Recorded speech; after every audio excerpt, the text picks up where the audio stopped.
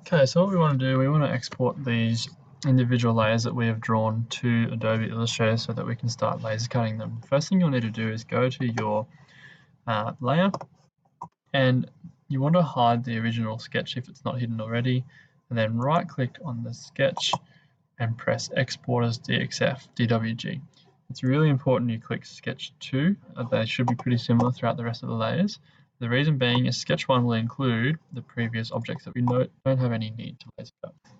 So you'll notice, right click it, Export. Please leave these the same and click Export.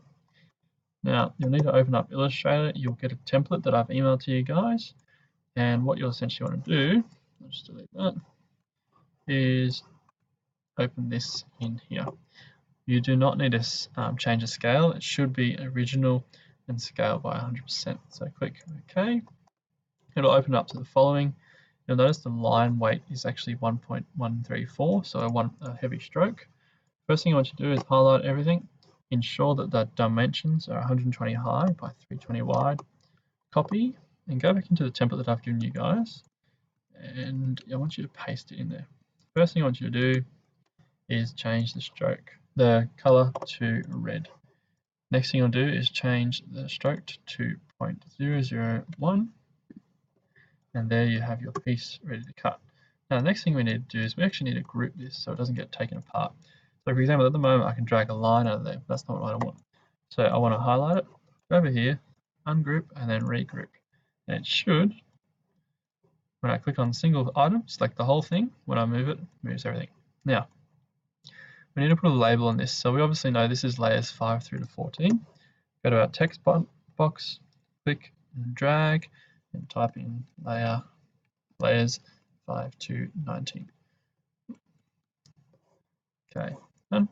Now, text is pretty stock standard. You can center it if you like.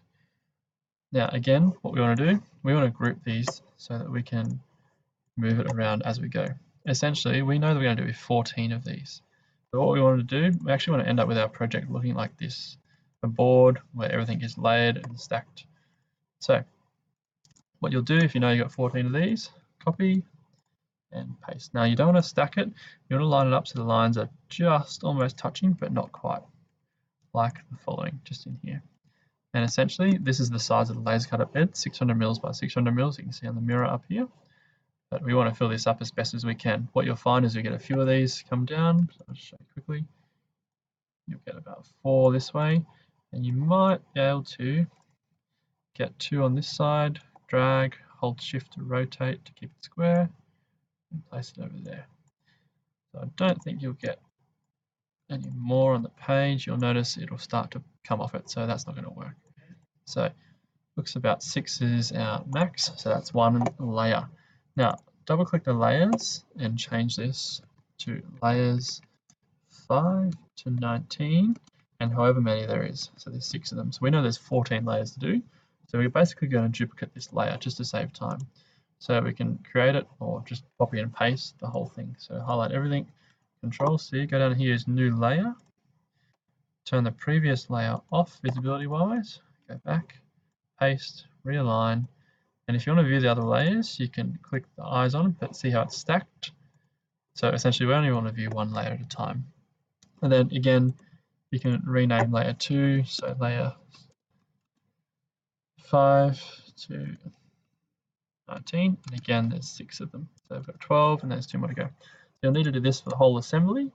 Once we're done, we can start laser cutting.